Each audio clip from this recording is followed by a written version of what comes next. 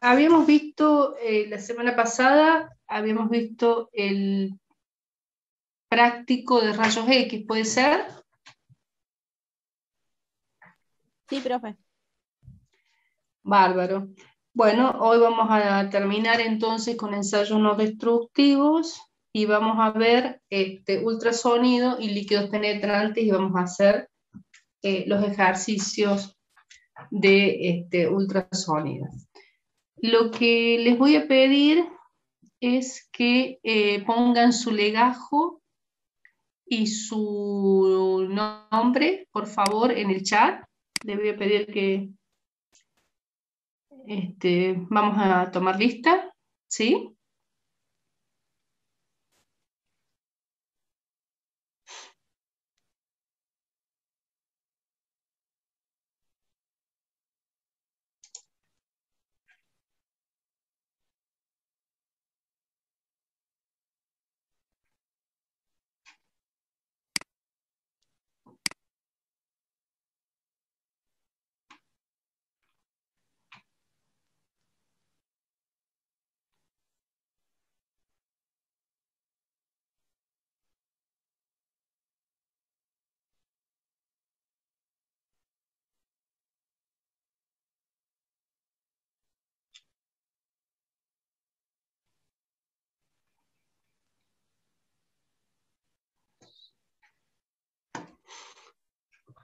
Bueno, estaríamos entonces, vamos a guardar esto y vamos a empezar.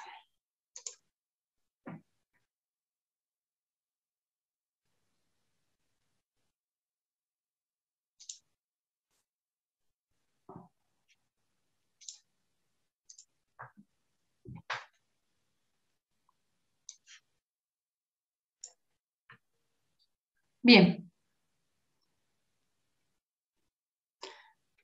Bueno,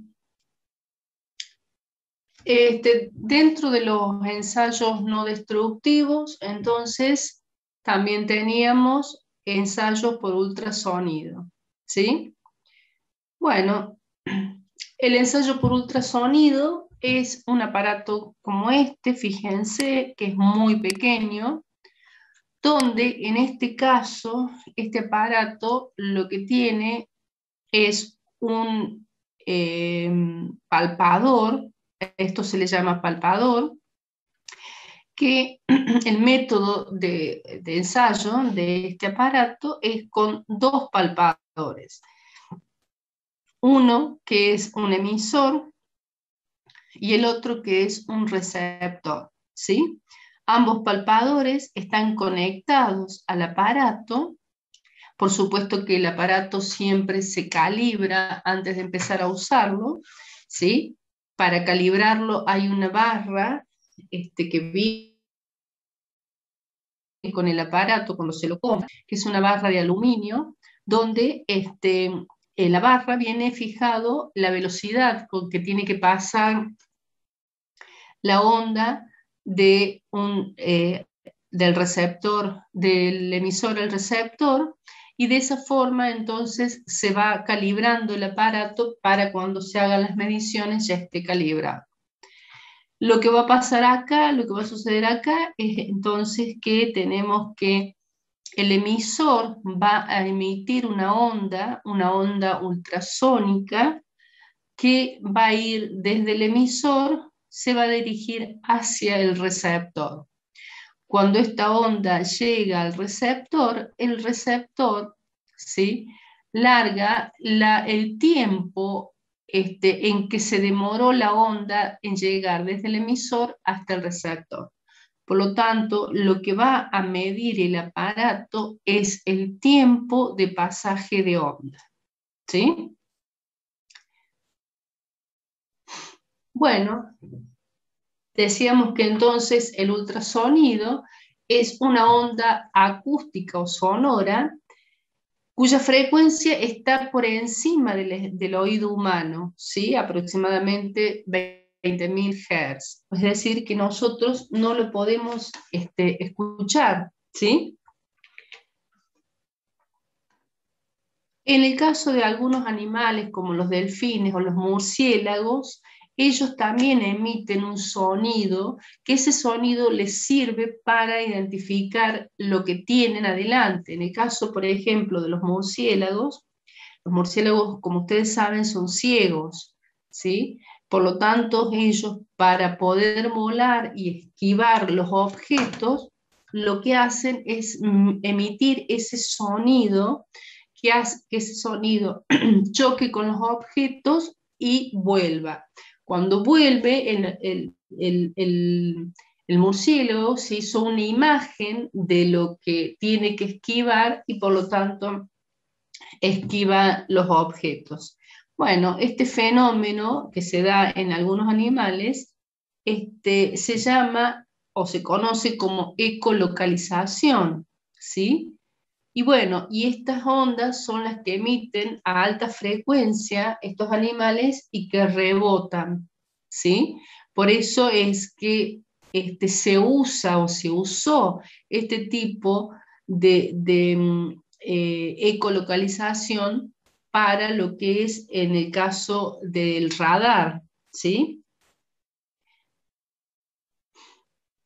Bueno, en el caso de nuestro aparato, se utiliza esa onda, ¿sí? Para poder determinar las imperfecciones que puede llegar a tener un material por dentro, ¿sí?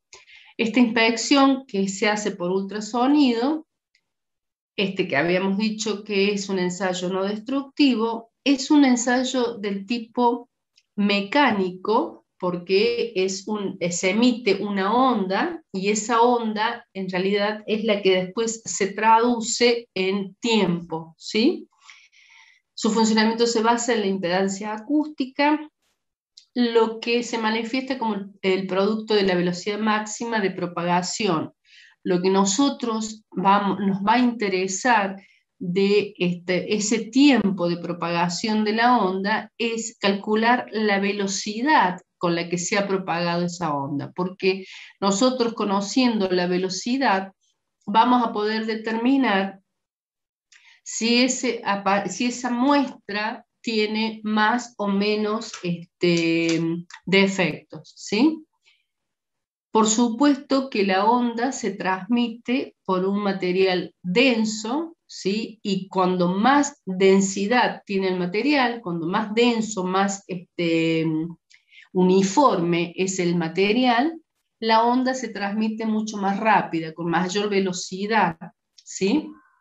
O sea, con menor tiempo. Y esto lo que nos va a dar nos va a dar una idea de qué tipo de material estamos analizando. La onda no se transmite por el aire. Si nosotros ponemos, primero que en el caso de los dos palpadores, como veíamos recién, los palpadores no se pueden tocar, no se pueden enfrentar y tocarse, ¿sí? De todas formas, cuando los palpadores se enfrentan en el aire, la onda no puede transmitirse en el aire, o sea que no va a delatar nada. Bueno, los equipos de ultrasonido que se utilizan actualmente permiten detectar discontinuidades superficiales, subsuperficiales e internas, dependiendo, por supuesto, del tipo de palpador que estamos utilizando. Y estos palpadores van desde rangos de 0,25 hasta 25 MHz, ¿sí?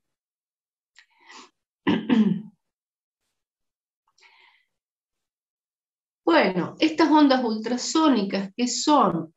Están generadas por un cristal o un cerámico pisoeléctrico, que es el traductor que ustedes veían recién, que yo les mostraba en la foto, ¿sí? Donde justamente este traductor tiene la propiedad de transformar esa energía eléctrica en mecánica, es decir, en transformar esa energía eléctrica en esa energía de ondas sonoras, ¿sí? Y luego viceversa, es decir, esas ondas sonoras transformarla en energía eléctrica y poder determinar el tiempo en que demoró ese pasaje de onda. Bueno, esto se hace al ser excitado eléctricamente el traductor, vibra a altas frecuencias y genera esa onda ultrasónica. Estas ondas traspasan el material, es decir, que se van transmitiendo en el material. Por eso es que decimos que si el material es más denso, la onda se transmite mucho más rápido, ¿sí? Por lo tanto, el tiempo de pasaje de onda va a ser mucho menor, ¿sí? Cuando el material es menos denso, la onda le cuesta más pasar por el material y por lo tanto el tiempo va a ser mayor, ¿sí? Las vibraciones generadas son recibidas por el material que se van a inspeccionar y durante el trayecto la intensidad de la energía sónica se atenúa exponencialmente con la distancia del recorrido. Es decir, que la onda ultrasónica tiene una limitación que es justamente la distancia. De acuerdo al aparato que nosotros estamos usando, va a depender de la distancia en la cual se va a transmitir la onda. Si nosotros pasamos o analizamos un material que tiene mayor distancia de la que se puede transmitir la onda, evidentemente no nos va a servir de nada porque el aparato va a delatar cualquier valor y no va a ser correcto lo que estamos haciendo. Por lo tanto, también tenemos que contar con que una de las limitaciones es la distancia que va a recorrer la onda. Y esa distancia, por supuesto, la va a decir el aparato, porque también va a depender del tipo de aparato que nosotros estemos usando, ¿sí?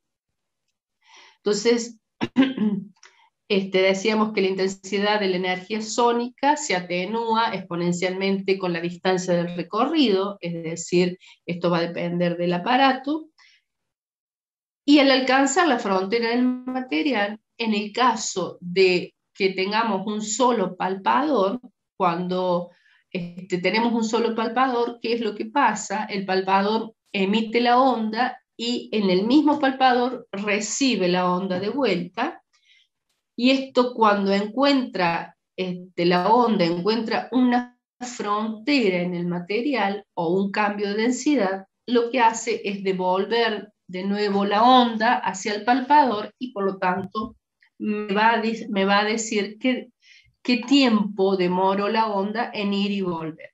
En este caso, entonces, que tenemos un solo palpador, se le llama de pulso y eco, ¿sí? Entonces, el ultrasonido se pueden utilizar dos técnicas, ¿sí? Una de las técnicas es el método de pulso y eco, o también conocida como método de reflexión, y el otro método es de transmisión del pulso por medio de un emisor y un receptor. Nosotros vamos a estudiar los dos métodos, vamos a ver en qué consisten los dos métodos. Si vamos a ver primero el método de pulso y eco o de reflexión, habíamos dicho entonces que el palpador emitía la onda, ¿sí? La onda chocaba con una interfase o con un cambio o con una frontera y rebotaba y volvía al palpador, ¿sí? Por eso que se llama de pulso y eco o de reflexión, es decir, que la onda se emite y luego vuelve, se refleja, ¿sí? Quiere decir que la onda está recorriendo doblemente el espacio de ida y de vuelta. Siempre tenemos que tener eso en consideración. Bueno, tenemos, por ejemplo, en este caso, si este es el palpador, ¿sí? Como estamos en pulso y eco, lo que estamos viendo entonces es que la onda la emite el palpador, encuentra la frontera y vuelve, Por lo tanto, siempre tengo que tener en cuenta que cuando estoy hablando de un ultrasonido de pulso y eco, tengo que entender que la onda recorre doblemente el espacio o doblemente la longitud de una vuelta y vuelve de nuevo, ¿sí? Entonces, 2 veces la longitud o la distancia.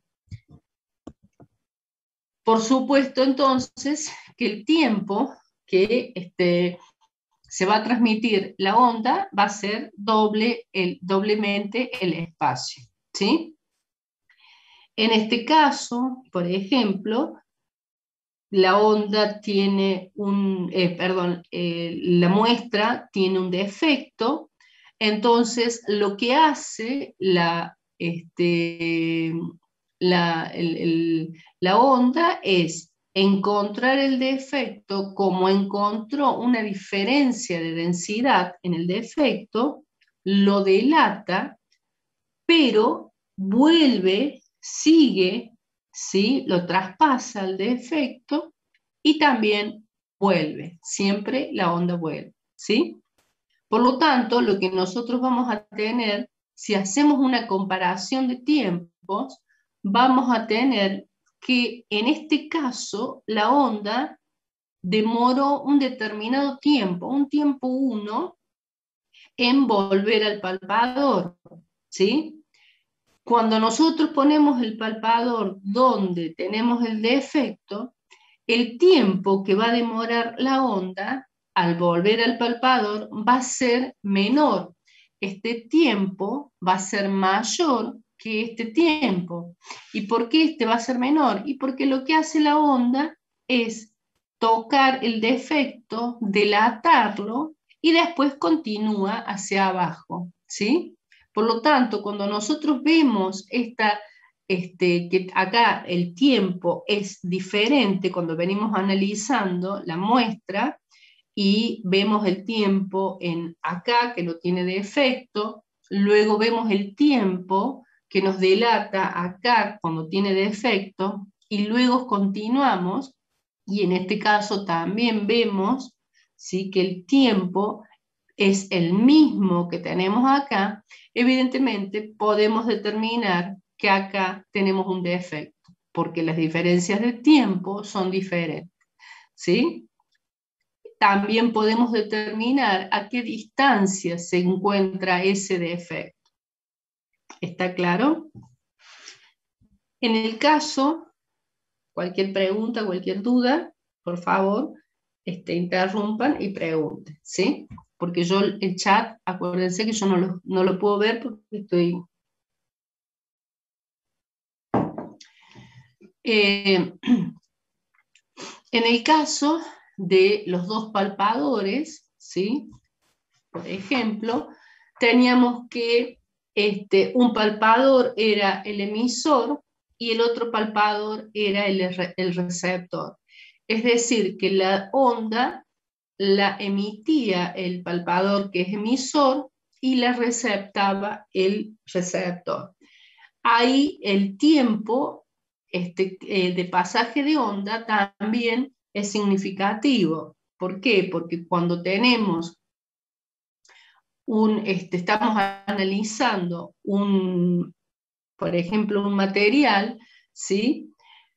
Si este material que estamos analizando no tiene ningún defecto, el tiempo que va a demorar va a ser un tiempo 1. Pero si la onda se encuentra con algún defecto en el medio o por algún lado, lo que va a hacer es, dependiendo de si el defecto que tiene es de otro material y ese material es más denso que el material que está analizando, la onda se transmite con mayor rapidez por el material más denso. Por lo tanto, el tiempo es menor. Si el defecto que tiene es aire, la onda no se transmite por el aire, por lo tanto, da la vuelta y llega al receptor. Quiere decir que el tiempo que se va a demorar en llegar al receptor va a ser mayor que el tiempo que si no tuviera defecto. Y de esa forma entonces podemos darnos cuenta de si tenemos o no algún defecto dentro de nuestra muestra. ¿Está claro? En el caso de los ultrasonidos que tienen dos palpadores, como en este caso, podemos trabajar de esta forma, es decir, enfrentando los palpadores donde la onda se transmite directamente desde el emisor hasta el receptor. A esta transmisión se le llama la transmisión directa o la transmisión óptima, ¿sí? Porque es que los dos palpadores están enfrentados y la onda se demora mucho menor tiempo de esta forma. Pero no siempre podemos trabajar de esta forma, enfrentando los palpadores. Podemos encontrarnos con casos como por ejemplo este caso, donde no podamos enfrentar los palpadores y lo tengamos que poner como en este caso, a un ángulo de 90 grados, ¿sí? La onda, en este caso, va a hacer este recorrido y por lo tanto va a demorar más tiempo que en este caso, ¿sí? En este caso se llama transmisión semidirecta.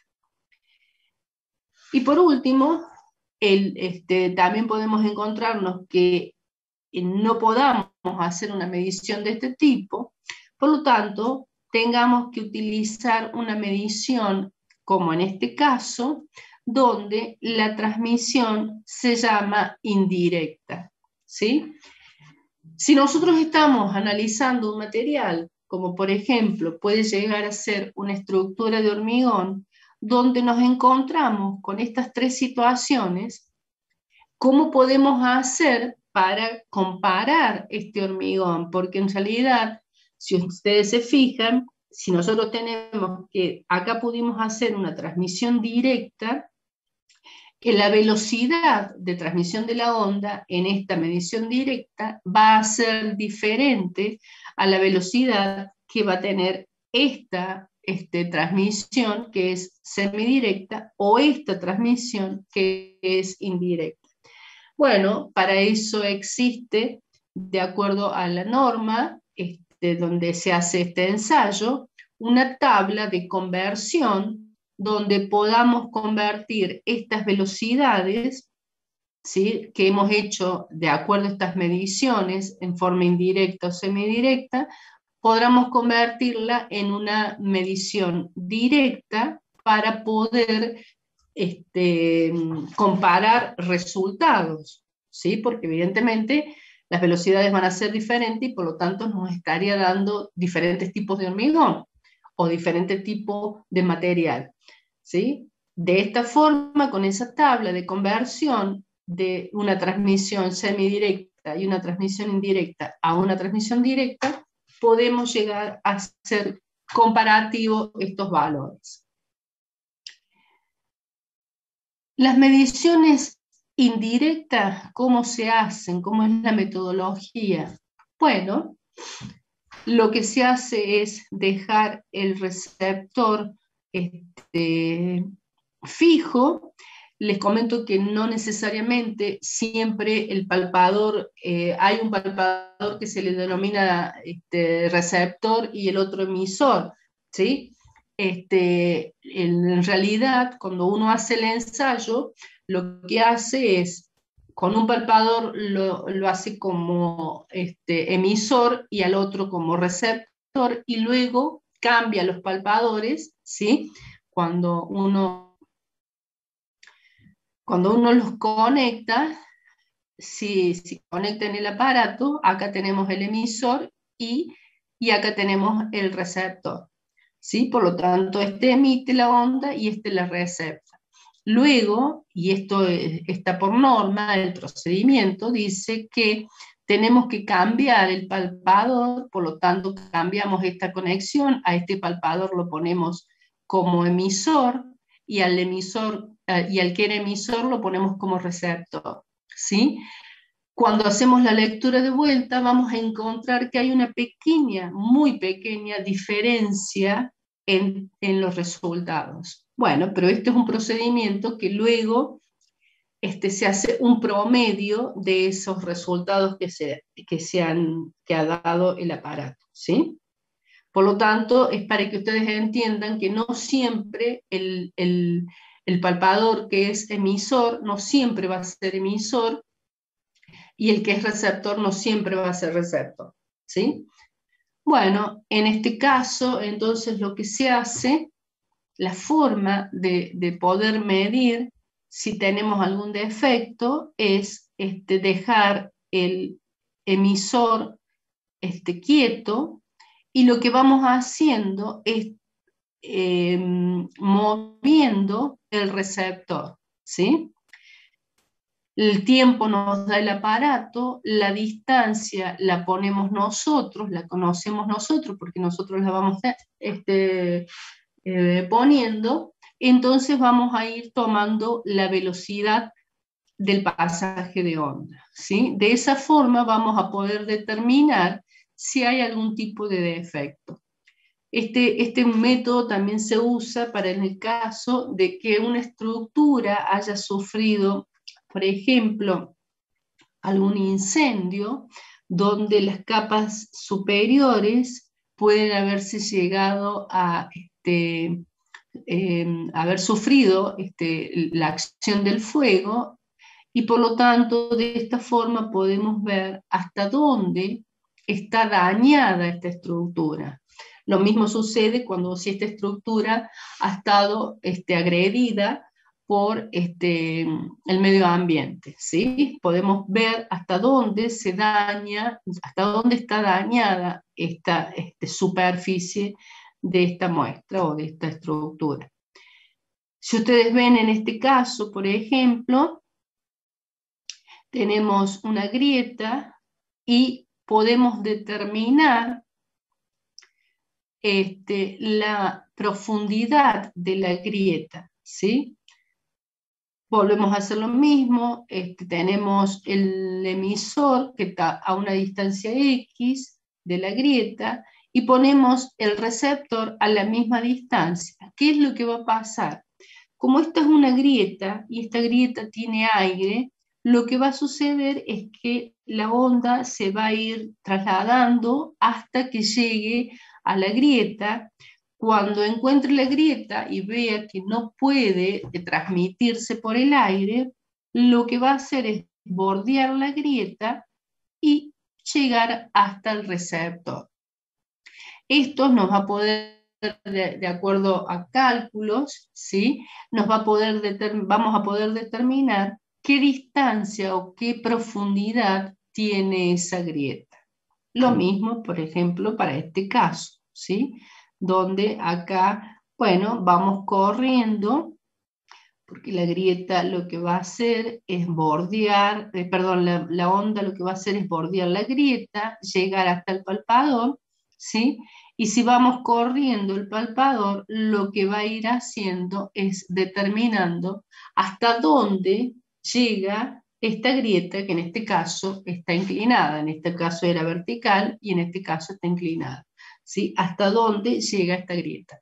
Bueno, esa es una metodología que se puede usar en el caso de este tipo de aparato de ultrasonido que tiene dos palpadores. Los estudios ya se han hecho con respecto a los diferentes materiales, ¿sí?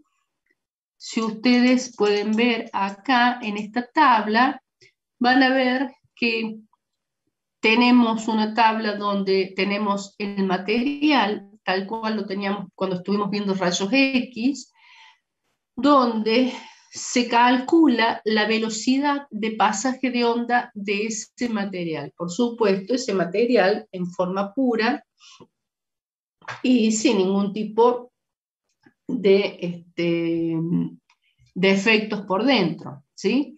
Entonces, está determinado ya para diferentes materiales como el aluminio, el cobre, el plomo, el magnesio, el níquel, acero inoxidable, ¿sí? El cuarzo, el polietileno, está determinada cuál es la velocidad.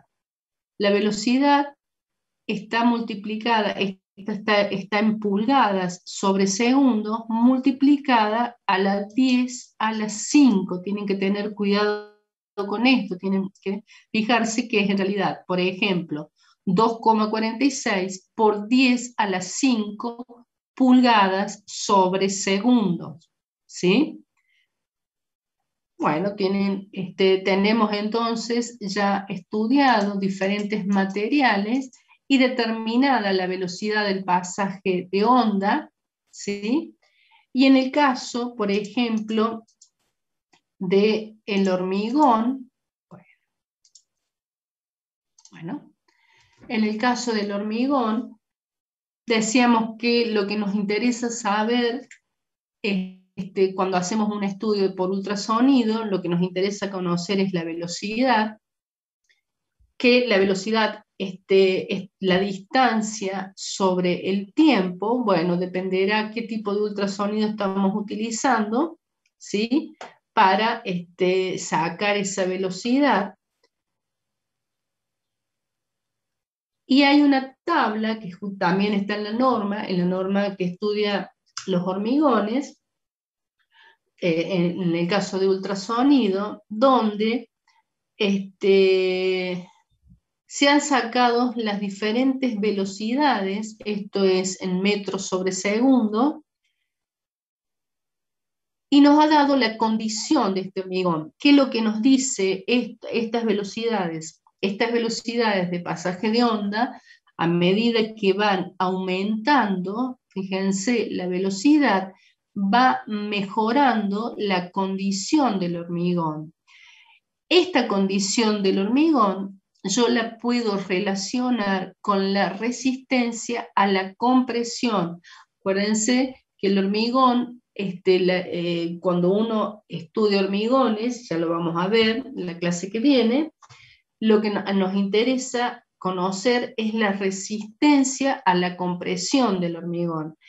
No es lo mismo que los ensayos que se le hace al acero, que lo que más nos interesa conocer del acero es la resistencia a la tracción. Por eso es que empezamos a ver, cuando empezamos a estudiar la materia, vimos los ensayos de tracción del acero.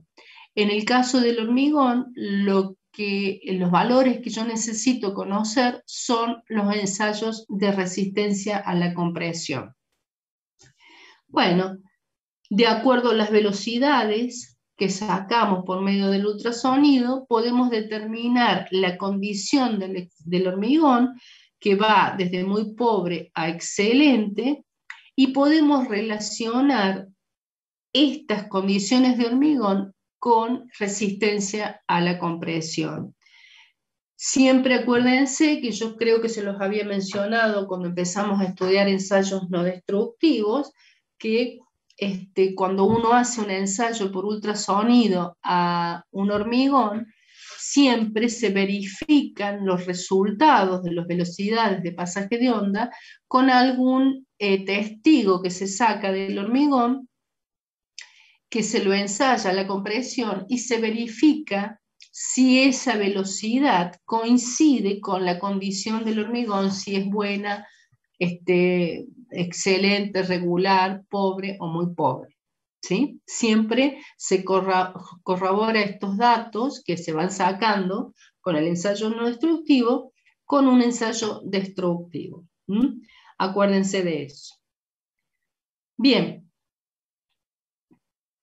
Por último, lo último que vamos a ver de ensayos no destructivos son los líquidos penetrantes. Los líquidos penetrantes son empleados para detectar e indicar discontinuidades que afloran en la superficie de los materiales. ¿Qué quiere decir? Que nosotros con este ensayo, que es muy utilizado, especialmente en la aviación, es muy utilizado los líquidos penetrantes, Con este ensayo podemos únicamente determinar las fisuras que estén en la superficie de una muestra o en la superficie de una pieza. Con estos ensayos no podemos determinar, como veíamos recién, la profundidad de esa fisura. Podemos decir que esa pieza tiene una fisura, pero no podemos determinar la profundidad de esa fisura. No nos permite por medio de este ensayo. ¿En qué consiste el ensayo? Es un líquido, ese líquido va a depender de acuerdo al material que estamos ensayando, ¿sí? Y va a depender de acuerdo a la norma que estemos utilizando. Es un líquido coloreado fluorescente donde se coloca en la superficie del material que nosotros vamos a ensayar, se lo deja un tiempo, se lo retira y luego se le pone otro líquido o un polvo que también depende del material que estamos ensayando, para que este polvo sea absorbido por el líquido que ha penetrado en la fisura y se revele, ¿sí? La fisura. Por supuesto que esto es más o menos en qué consiste el ensayo, pero en realidad el ensayo lleva mucho más tiempo porque se lo tiene que a la pieza, de acuerdo a la norma que se esté utilizando, de acuerdo al material que se esté ensayando, a la pieza hay que sacarle, si tiene fisuras superficiales, lo que hay que hacer es tratar de que si esas fisuras han sido llenadas con agua, porque el material ha estado sumergido en agua o se ha mojado, hay que sacar esa agua de la fisura para que pueda penetrar este líquido en la fisura y luego verse en la diferencia de colores, permitir ver la fisura. Por lo tanto, se lo lleva al material, se lo lleva a estufa, vuelvo a repetir, eso depende de la norma, se lo lleva a estufa hasta peso constante. Esto significa, ¿qué significa peso constante? Que si yo antes de meter estufa al material, lo peso, lo meto a estufa 1 hora, lo vuelvo a pesar. Si el peso es el mismo que el primero que hice, es decir, el material no ha perdido líquido, no se ha evaporado agua que tenía en la superficie. Si el peso es diferente, quiere decir que ha perdido líquido y por lo tanto hay que volverlo a meter a estufa y llegar hasta un peso que sea constante, ¿sí? Eso se llama peso constante. Bueno, una vez que se le hace se prepara el material, luego de ahí sí se limpia bien la superficie y se coloca el líquido, se deja penetrar este líquido un determinado tiempo porque tiene que penetrar en la fisura y luego se le pone el polvo blanco o el líquido revelador, que es el que me va a determinar, va a cambiar de color y me va a determinar dónde están las fisuras. Bueno, las aplicaciones que tienen los líquidos penetrantes son de gran versatilidad.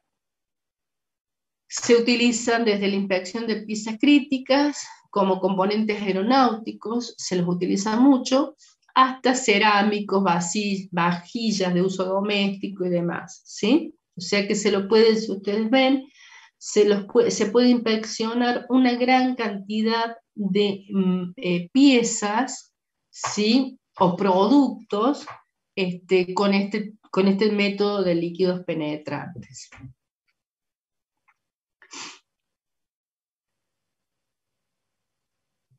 Las ventajas que tienen, bueno, la inspección por líquidos penetrantes es extremadamente sensible a discontinuidades abiertas a la superficie, ¿sí? O sea que nosotros podemos determinar grietas superficiales por medio de este método. La configuración de las piezas a inspeccionar nos representan un problema para la inspección. Son relativamente fáciles de emplear, sí, brindan muy buena sensibilidad. Son económicos y sí, porque normalmente estos líquidos no son tan caros en el mercado para realizarlos, así que son mucho más económicos que los otros ensayos, como hacerles rayos X o ultrasonido, donde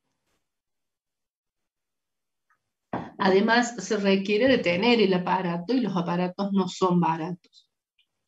Son razonablemente rápidos en cuanto a la aplicación, además de que el equipo es portátil, son únicamente las botellitas que necesitamos transportar donde llevamos los líquidos y el revelador. Se requiere de pocas horas de capacitación de los inspectores. Sí, para realizar este tipo de ensayo no destructivo no necesitamos tantas horas de capacitación como por ejemplo para hacer rayos X o rayos gamma o para hacer ensayos de ultrasonido, ¿sí? Las limitaciones que tienen los líquidos penetrantes son únicamente, como habíamos dicho, aplicables a defectos superficiales y por supuesto a materiales no porosos, porque si el material es poroso, evidentemente va a absorber el líquido y no vamos a poder visualizar nada, ¿sí? Se requiere de una buena limpieza previa a la inspección y por supuesto, porque como lo que nosotros vamos a ver es cómo se revela el polvo, la superficie tiene que estar muy limpia, pero en realidad casi todos los ensayos, también con ultrasonido, los materiales que vamos a estudiar, que vamos a ensayar, tienen que estar, la superficie tiene que estar limpia para que podamos ensayarlos y estudiarlos bien, ¿sí? No se proporciona un registro permanente de la prueba no destructiva. Acuérdense que cuando veíamos, por ejemplo, rayos X, decíamos que podíamos hacerle un seguimiento a la grieta, es decir, nosotros sacábamos una radiografía a la fisura o al defecto que tenía la muestra y podíamos hacerle un seguimiento sacándole en diferentes tiempos radiografías, lo mismo sucede con ultrasonido o rayos gamma, para poder hacer un seguimiento de cómo va a ir evolucionando esa grieta dentro del material. Bueno, en el caso de los líquidos penetrantes, esto no es posible, no se le puede hacer un seguimiento porque en realidad el líquido queda en la fisura y cuando nosotros queremos volver a analizarlo, bueno, ya no se lo puede visualizar, ¿sí?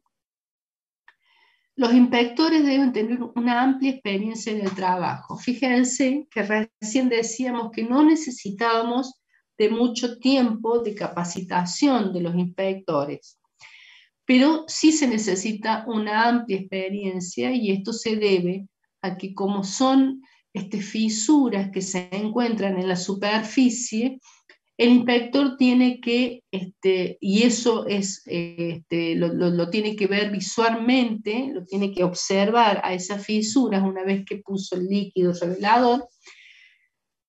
La experiencia está en poder encontrar esas fisuras. Hay veces que las fisuras son muy pequeñas y bueno, esa es la experiencia que tiene que tener el inspector al hacer el ensayo. Una selección incorrecta de la combinación de revelador y penetrante puede ocasionar falta de sensibilidad en el método. Por eso es que normalmente existe, de acuerdo al material que vamos a ensayar, hay una norma para ese material y en esa norma dice qué tipo de líquido y revelador tenemos que utilizar. Por último, es difícil quitarlo de roscas, ranuras, huecos escondidos y superficies ásperas. Y sí, o sea, una vez que uno coloca el líquido es muy difícil sacarlo, pero esto no provoca ningún daño al material o a la pieza. A lo sumo quedará manchado, pero es una cuestión estética, no de funcionamiento. Bueno, esto es un poco lo que les había comentado. Tenemos la grieta ¿sí? En la superficie, fíjense que esta grieta tiene una profundidad. Una vez que nosotros hemos tratado el material, ya sea que lo hemos tenido que poner en autoclave o en estufa, ¿sí? Muchas veces se lo pone al material en autoclave, que el autoclave es una estufa donde provoca presión y temperatura al mismo tiempo, ¿sí? Y esto es para justamente sacar todas las condiciones que puedan llegar a tener las fisuras. Se la limpia la superficie, se le coloca el primer líquido, ¿sí? Este líquido se lo deja por un determinado tiempo, que la norma establecerá cuánto es el tiempo que tiene que quedar este líquido para que penetre en la fisura. Bueno, una vez que el líquido penetra en la fisura, se saca líquido, o sea, se lo limpia a la superficie y se pone el polvo revelador, que es el que va a marcar, va a revelar dónde está la fisura, ¿sí? En este caso, por supuesto, nosotros vemos un corte, pero si esta fisura está en el medio, evidentemente vamos a ver que en la superficie tiene una fisura, pero no vamos a poder determinar la profundidad de la fisura. Bueno, y acá está la explicación de lo que acabamos de decir recién. Bueno, tenemos entonces, dejamos acá la parte teórica de ultrasonido de líquidos penetrantes y vamos a ir a el práctico y vamos a hacer los ejercicios que tenemos en el apunte. ¿Sí? Si ustedes se fijan en el apunte del ingeniero Bazán, el que yo les pasé al principio de año, los ejercicios que vamos a ver están en la página 85 y son el ejercicio 10, 11, 15 y 16. Son esos los ejercicios que vamos a ver según el apunte de Bazán. Y si los que tienen el apunte de Educo están en la página 24, que son los ejercicios 92, 93 y 94. ¿Sí? Bueno. ¿Qué dice el ejercicio 92? Dice, un pulso ultrasónico viaja en la pared de un recipiente a presión de níquel y este recipiente tiene 4 pulgadas de espesor. Vamos a ir acá.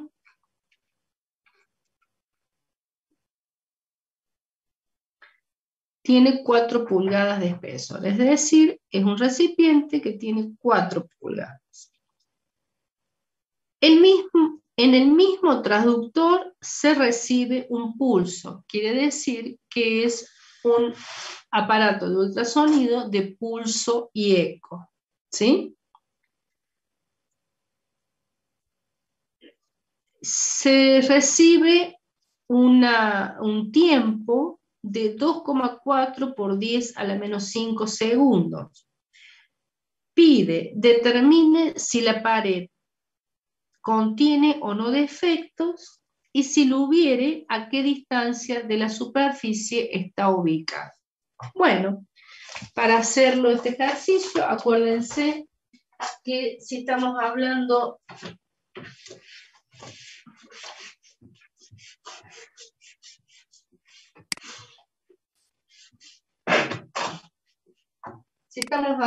de ultrasonido, partimos de la fórmula que dice que la velocidad es igual a la distancia o el espacio sobre el tiempo. ¿Sí? Bueno, en el caso de este ejercicio, dice que es un recipiente un recipiente que tiene 4 pulgadas de espesor. Lo que dice es que tenemos un traductor que es de pulso y eco, y por lo tanto, lo que nos pide es que veamos si tiene algún defecto la pieza. Lo que va a suceder entonces es que como es de pulso y eco, la onda se va a transmitir, va a encontrar una frontera,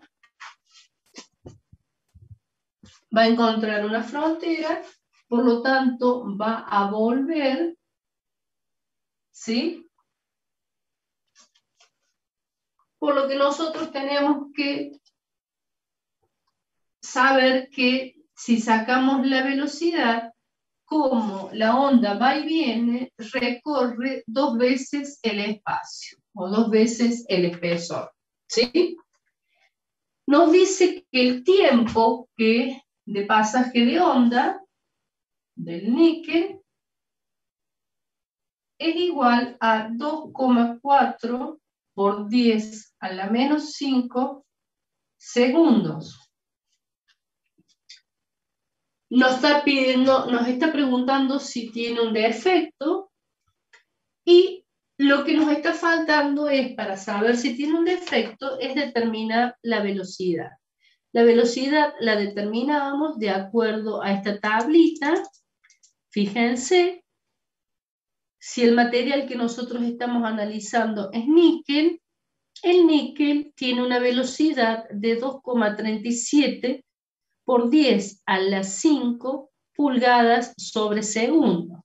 Entonces, la velocidad del níquel es 2,37 por 10 a la 5 pulgadas sobre segundos. ¿Está claro? Bueno, lo sacamos de acá, es 2,37. Está bien. Bueno, ya tenemos entonces la velocidad del material, tenemos el tiempo del pasaje de onda del ultrasonido y determinamos el espacio. Entonces, de esta fórmula decimos que 2 veces el espacio es igual a la velocidad por el tiempo. 2 veces el espacio es igual a 2,37 pulgadas sobre segundo, por 10, perdón, por 10 a la 5 pulgadas sobre segundo, por 2,4 por 10 a la menos 5 segundos. Bueno, podemos simplificar esto con esto, segundos con segundo, y nos queda cuánto les da 2 veces el espacio, cuánto les da esa multiplicación.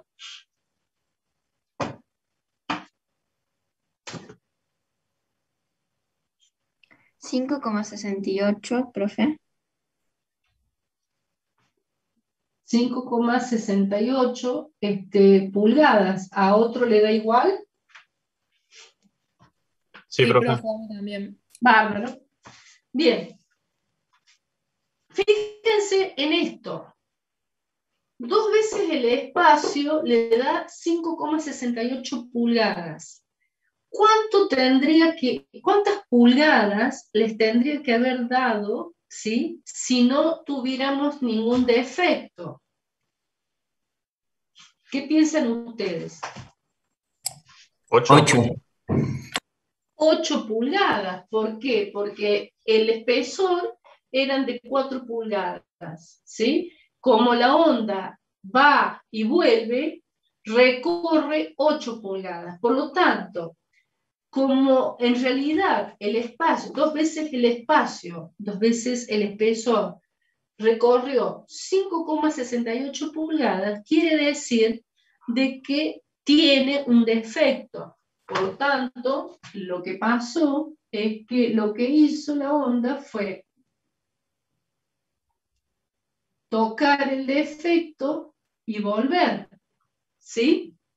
Por eso, en vez de darme que 2 veces el espacio fueran 8 pulgadas, me da de 5,68 pulgadas. Quiere decir que sí tiene defecto. ¿Sí? Respondimos la primera pregunta. La segunda pregunta dice, ¿a qué distancia, si tuviera un defecto, a qué distancia se encuentra ese defecto? Bueno, la distancia a la que se va a encontrar va a ser 5,68 sobre 2 pulgadas. Por lo tanto, ese defecto, ¿cuánto les da? 2,84. 2,84 pulgadas. Quiere decir que ese defecto está a 2,84 pulgadas. ¿Está claro?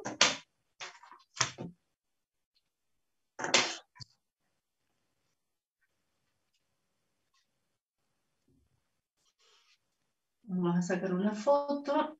Ay, si quiere el celular.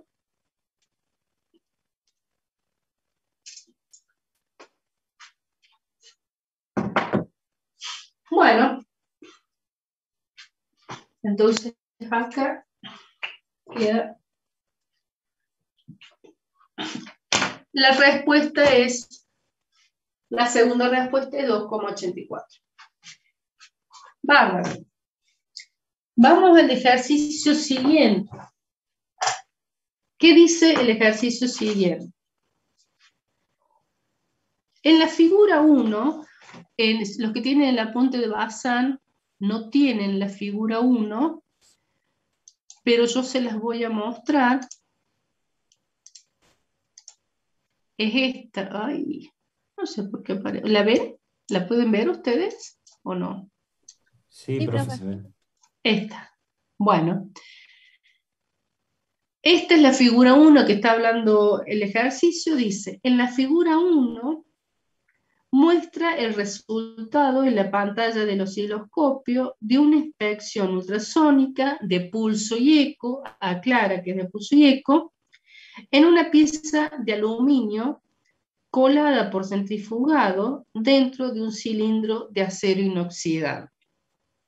Si el transductor se ubica en la cara externa del cilindro, o sea, en la parte del acero inoxidable, determine los espesores de cada material.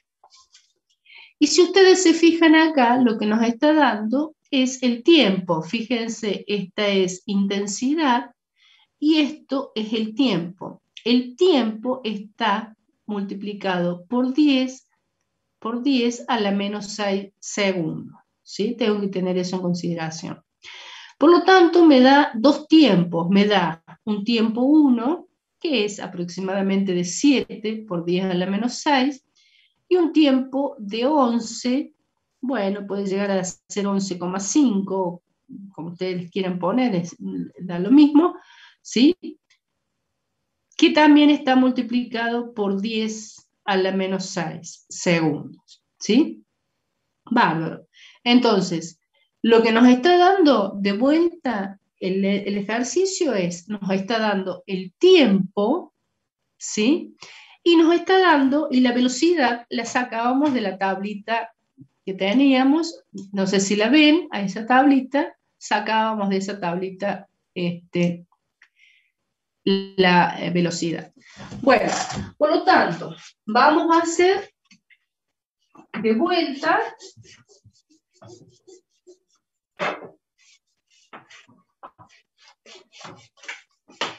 decíamos, o lo que dice el ejercicio, que una pieza de aluminio colada por centrifugado dentro de un cilindro de acero inoxidable.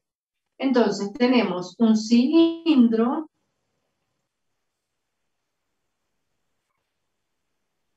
ese cilindro es de acero inoxidable y por dentro se coló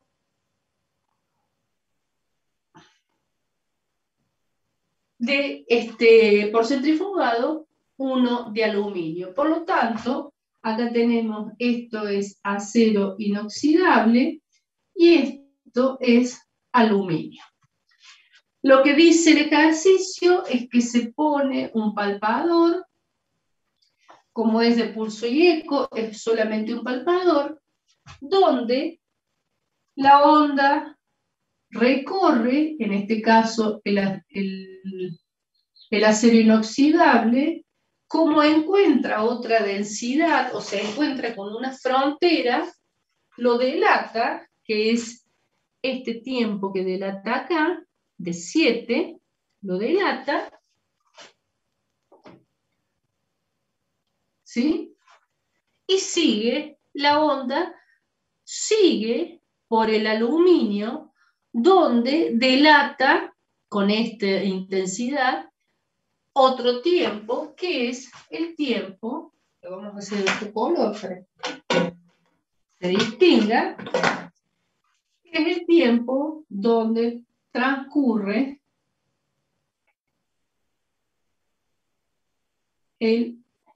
o donde traspasa el aluminio. Como encuentra otra frontera, lo delata, que es lo que tenemos acá, y continúa, ¿sí? A nosotros nos interesa estos dos tiempos. Por lo tanto, volvemos de nuevo a que la velocidad, la fórmula que utilizamos, velocidad es espacio sobre tiempo, y lo que tenemos es el tiempo 1, le vamos a llamar, que son, habíamos dicho, 7 por 10 a la menos 6 segundos. Luego teníamos el tiempo 2, que era, ¿cuánto le quieren poner? 11,5, no, 11,5 sería ahí, no podría ser 11,5, 11, más o menos 11, ¿sí? Por 10 a la menos 6 segundos. Por lo tanto, el tiempo lo tenemos, lo sacamos de acá. Bárbaro. ¿Están viendo la tabla ahora? No, profe, seguimos viendo el gráfico. Bárbaro. Entonces vamos de vuelta a la tabla. ¿Y ahí lo ven? ¿Ven la tabla? Sí, ahí se ve. Sí. Claro, listo. ¿Qué es lo que determinamos ahora? Sacamos las velocidades, porque las velocidades ya la tenemos. La velocidad del aluminio es 2,46 por 10 a las 5 pulgadas sobre segundo. Entonces, la velocidad del aluminio es 2, ¿cuánto había dicho? 46 por 10 a las 5 pulgadas sobre segundo. La velocidad del acero inoxidable es 2,26, la velocidad del acero inoxidable es 2,26, ¿está bien 2,26? Sí, por 10 a las 5 pulgadas sobre segundo. Bueno, fíjense, entonces, ya tenemos todos los datos, ¿sí? Todos los valores. Vamos a dejar de compartir para que ustedes puedan ver mejor la pantalla. Y entonces, lo que utilizamos es de vuelta esta fórmula, donde tenemos que recordar que como es de pulso y eco, vamos a tener que es 2 veces la distancia, ¿sí? Entonces, decimos que es 2 veces la distancia o el espacio, que es igual a la velocidad del acero inoxidable, y esto es el espacio del acero inoxidable, por el tiempo 1. ¿Por qué el tiempo 1? Porque el tiempo 1, que es de 7 por 10 a la menos 6, es el tiempo que demora la onda en pasar el acero inoxidable, encontrar la frontera y volver. Está claro esto, ¿no? Por lo tanto, decimos que es la velocidad 2,26 por 10 a la 5 pulgadas sobre segundo por 7 por 10 a la menos 6 segundo. ¿Cuánto les da dos veces el espacio del acero inoxidable? ¿Cuánto les da esto?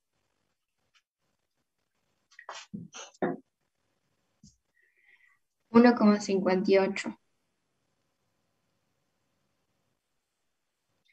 1,58 pulgadas, pero como esto es doblemente, el espesor del acero inoxidable va a ser igual a 1,58 dividido 2.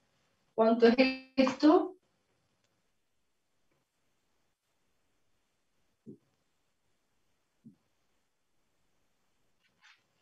$0,79. 0,79 pulgadas. Bárbaro.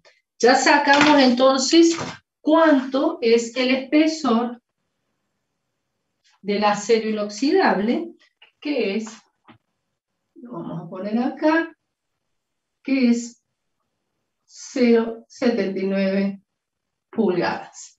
Bien. ¿Qué nos falta sacar? Nos falta sacar el espesor del aluminio. Volvemos de vuelta. 2 veces el espesor del aluminio va a ser igual a la velocidad del aluminio por el tiempo. ¿Y qué tiempo va a ser? Tenemos que recordar, y acá vamos a compartir de vuelta, tenemos que recordar que en el tiempo que tenemos acá, ¿sí? En esta intensidad, es el tiempo que demoró la onda en pasar el acero inoxidable más el aluminio. ¿Está claro? En ir y volver, por supuesto, ¿no? Por lo tanto, estos 11 por 10 a la menos 6 están los 7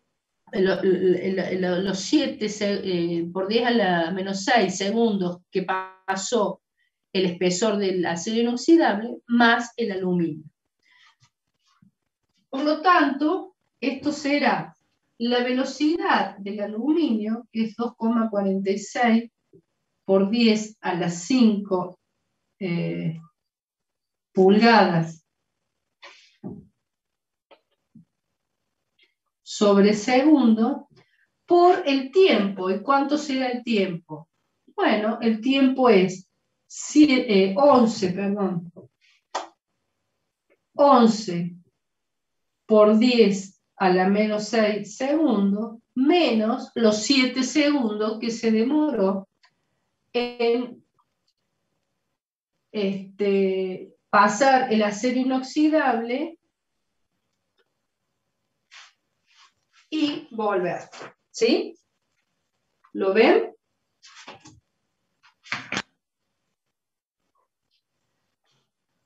Bueno, acá esto lo podemos multiplicar, acá lo podemos poner segundo, así simplificamos, y entonces nos queda que 2 veces el espacio o el espesor del aluminio es 2,46 por 10 a la 5 por la diferencia de tiempo que tenemos ahí. ¿Cuánto les da eso? 0,98. 98,4. 0,984 pulgadas. Por lo tanto, el espesor del aluminio es la mitad de eso. ¿Cuánto les da?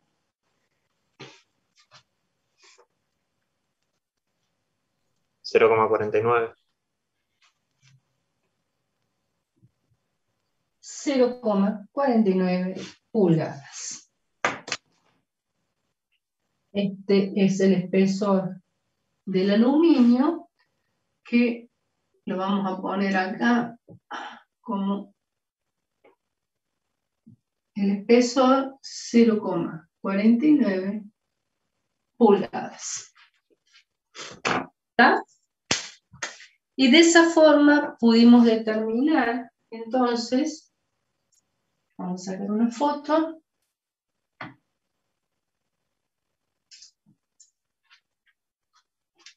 El espesor del acero inoxidable y del aluminio. ¿Alguna pregunta? ¿Alguna duda? Bueno, si no tienen ninguna duda, son ejercicios muy fáciles, lo único es que hay que pensar un poquito qué es lo que está pidiendo, ¿sí? Pero se puede resolver fácilmente. Profe, yo tengo una duda. En el ejercicio anterior, cuando sacamos el espacio, dijimos que esa era la localización del defecto, ¿o no? Sí. ¿Y ahora cuál es la diferencia? Porque ahora decimos que es el espesor, el espacio es el espesor del aluminio o del acero. Es depende de lo que me dice el ejercicio, digamos. Pero no Si entiendo qué es lo que no entiendes. Claro, que en una era como la localización del defecto y en el otro era el espesor Lo que pasa es que en el otro ejercicio, lo que vos sacaste, el espesor o distancia, o como lo quieras llamar, ¿sí? Lo que vos sacaste era que lo que te daba era 5,80 y pico, creo que te daba, y lo que te estaba diciendo es que si no hubiera tenido ningún defecto la muestra, lo que te tendría que haber dado es un espesor de 8 pulgadas, ¿sí? Y te dio un espesor de 5,80 y pico pulgadas. Eso es lo que te estaba diciendo. Por lo tanto, con eso pudiste determinar que sí tenía un defecto, que la onda había llegado al defecto y había vuelto, ¿sí? Porque el tiempo, evidentemente, era menor.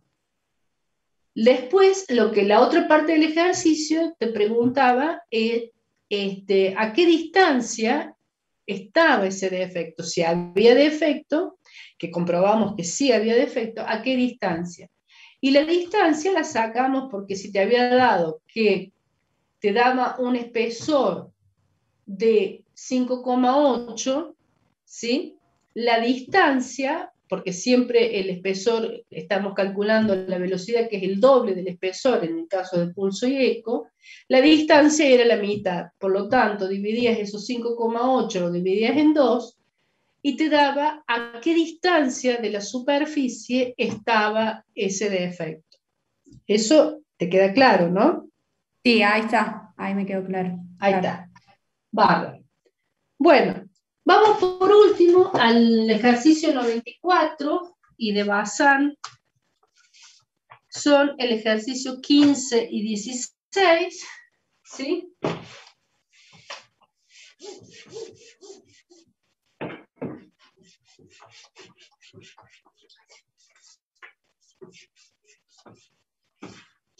¿Qué dice el ejercicio 94A de Educo o el 15 de Bazán? Dice, ¿qué método o métodos de ensayos no destructivos utilizaría para detectar una grieta que está paralela a la superficie de una placa de acero? Y dice, fíjense que ahí dice justifique. Cuando dice justifique, ustedes tienen que explicar por qué llegaron a esa conclusión, ¿sí? Entonces, dice que tenemos una placa, ¿sí? Dice que la placa tiene una grieta que está paralela a la superficie. ¿Qué estudios le podemos hacer de ensayos no destructivos? Bueno, podríamos hacer rayos X, podríamos hacer rayos gamma, ultrasonido y líquidos penetrantes, ¿sí? Si hacemos rayos X, ¿podemos hacer rayos X? Sí, podemos hacer rayos X, pero tenemos que tener el cuidado, porque es una de las limitaciones que tenía rayos X, era de que si el rayo pegaba en forma perpendicular a la grieta, y la grieta era lo suficientemente fina o delgada, lo que podía llegar a pasar es que el rayo X no me lo detectara. Entonces, ¿cómo justifico esto? Y bueno, podré poner, no, el rayo X no lo voy a poder hacer si la grieta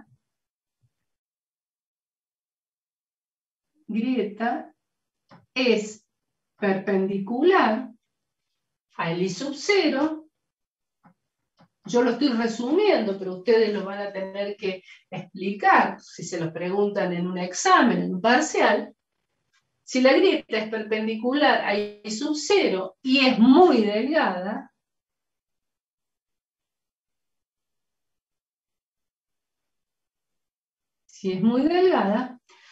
puede llegar a suceder que el rayo X no me sirva. ¿Sí? Rayos gamma, ¿qué me dice? Recordando lo que habíamos visto de rayos gamma, ¿qué decía? Bueno, no había ningún condicionamiento de ese tipo, o sea que sí lo podíamos hacer, siempre y cuando el espesor de la muestra que estamos analizando no sea mayor de 20 centímetros. ¿Sí? Porque esa era una de las limitaciones que teníamos con rayos gamma. En rayos gamma podíamos analizar muestras que tuvieran 20 centímetros con un tipo de equipo, ¿sí? Con un tipo de batería, o menos con otro tipo de batería. Ultrasonido, ¿podemos utilizar un ensayo no destructivo por ultrasonido? Sí, no nos dijo que no hay ningún condicionamiento, no, lo único que, volvemos de nuevo, si la distancia que se encuentra, que nosotros estamos analizando, es mayor a la distancia que me está diciendo el aparato que puede analizar, entonces evidentemente no podremos utilizar ese aparato. Si no, sí lo podemos utilizar. Todas estas explicaciones ustedes las tienen ahí en el teórico y las tienen que justificar como lo estoy justificando. Líquidos penetrantes. ¿Podemos utilizar una grieta interna con líquidos penetrantes? No, porque líquidos penetrantes se utilizan únicamente en grietas que son en la superficie. Esta de rayos X, la respuesta es no, si la grieta tiene esas condiciones. O sí, si la grieta tiene esas condiciones. Eso verán ustedes cómo lo responden, pero ustedes, de acuerdo a lo que me justifiquen, va a ser interpretado ese no o ese sí. ¿Está claro? La pregunta B o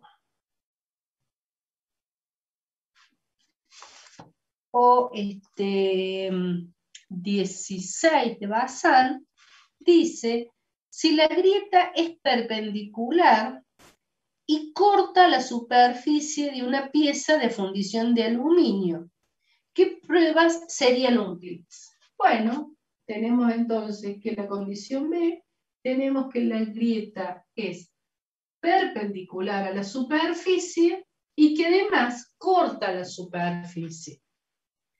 ¿Qué pasaba con rayos X? En este caso, rayos X no me decía no me decía ningún inconveniente, ninguna limitación. Es más, nosotros hemos hecho ejercicios donde teníamos que el rayo pasaba, ¿sí?, por la grieta y podíamos incluso hasta determinar la profundidad. Por lo tanto, sí, no hay ningún problema, se puede utilizar rayos X. Rayos gamma tampoco me da ninguna limitación, excepto la de los 20 centímetros, pero como la grieta está en la superficie y es perpendicular, no va a haber ningún problema. Ultrasonido, tampoco, hemos visto recién con ultrasonido que inclusive podíamos también determinar la profundidad de la grieta, así que no había problemas. Y por último, líquidos penetrantes, también vimos que como en este caso la grieta estaba en la superficie, podíamos determinar con líquidos penetrantes, podíamos encontrarla a la fisura. La única limitación que teníamos con líquido penetrante es que no podíamos determinar la profundidad de la grieta, pero sí podíamos determinar la grieta en la superficie. ¿Sí? ¿Está claro? Bueno, a estas preguntas, que suelen ser preguntas que se hacen en un parcial, ¿sí? Ustedes no solamente tienen que contestarlas, sino que tienen que justificar por qué el sí o por qué el no de la pregunta, ¿sí? Bueno, ¿alguna duda queda? ¿Alguna pregunta?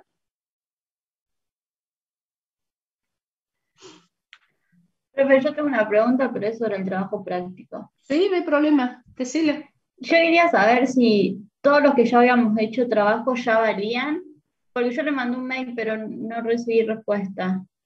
Entonces Bueno, como que me queda esa duda. Acuérdense de lo siguiente, yo no les voy a responder los mails, porque no me voy a poner a responder mail por mail, ¿sí? Lo que ustedes tienen que tener la certeza es que si mandaron el mail, si vos al trabajo práctico lo tenés aprobado de años anteriores, según lo que entiendo, ¿no? Claro, pero el Bien. tema es que yo la cursé con Bazán, con el profe, y no nos puso nota, ni a mí ni a ninguno de mis compañeros, entonces en autogestión no nos figura su nota. No te figura en autogestión, claro. No. Bueno, lo que tendrás que mandar es es a Bazán, le tendrás que mandar un mail pidiéndole que por favor te mande la nota, ¿viste? Y bueno, yo después corroboraré con él las notas de ustedes. ¿Vos en qué año la cursaste? 2018. No, 2019. Bárbaro. Bueno, entonces vos mandale una nota a Bazán diciéndole que tu nota no figura, tu nota de trabajo final no figura en ¿Y qué nota tenías? Un 10 no habíamos sacado. Bárbaro. Que no figura en autogestión y que si me puede mandar a mí el listado tuyo, y por supuesto a vos, ¿no? Para que te quede también a vos. Porque yo las notas de Bazán no las tengo. Yo, en el caso mío, a las notas de los trabajos prácticos, a todos mis alumnos les puse las notas en autogestión, ¿sí? Claro, pero sí. En el caso de Bazán se ve que no las ha subido a autogestión y bueno, ese es un tema que ustedes van a tener que pedirle a él, que me mande a mí las notas para que yo se les pueda poner, ¿sí? Bueno, sí, hago eso entonces. Dale. Muchas ¿Alguna gracias. otra pregunta?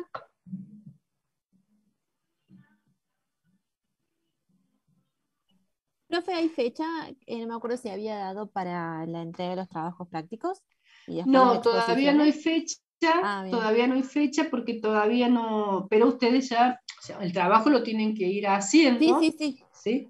Pero fecha de entrega todavía no, porque todavía falta el rendir el parcial, el segundo parcial, por supuesto, y de ahí ya empezaríamos con la presentación de los trabajos. Yo bien. voy a ver si ya la semana que viene ya les mando el listado de los grupos, ¿sí? Ustedes ya han mandado todos el listado de los grupos, así que yo para la semana que viene ya tendría que tener, no he tenido el tiempo para hacerlo, pero tendría que hacer el listado de los grupos para que ustedes ya se verifiquen si están y después ya le pondré la fecha en que van a rendir. Bien, gracias, profe. ¿Alguna otra pregunta?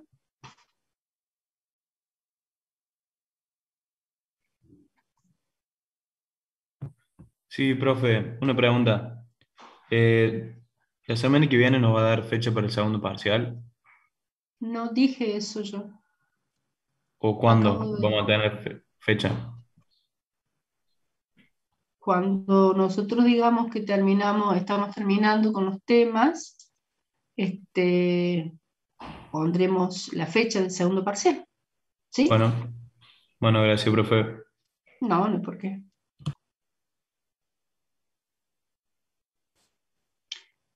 ¿Alguna otra pregunta? Hola, profe. Va a haber clases la semana que viene, el jueves que viene. ¿Por qué? ¿Por qué feriado? ¿Feriado de qué es? Perdón. San Jerónimo puede ser.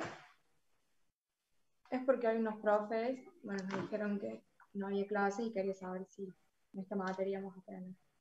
Bueno, lo que pasa es que nosotros estamos muy atrasados, ¿sí? La otra vez también yo les quise les quise dar, yo no puedo dar en otro día porque tengo los días ocupados, así que no lo puedo dar. Así que en principio sí habría clase, en principio no habría, Bueno, gracias. pero también depende mucho porque en el caso de este curso, se van y se quejan al departamento que les damos clase en día de feriado. Bueno, si se van y se quejan, no les daré clase, pero en realidad estamos bastante atrasados. Tendríamos que estar más avanzados en esta época del año. Así que, en principio, sí daría clase.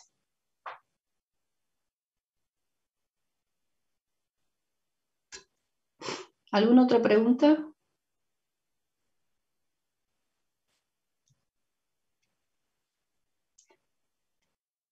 Bueno, si no hay ninguna pregunta, nos vemos la clase que viene. Bueno, Bueno, profe. profe.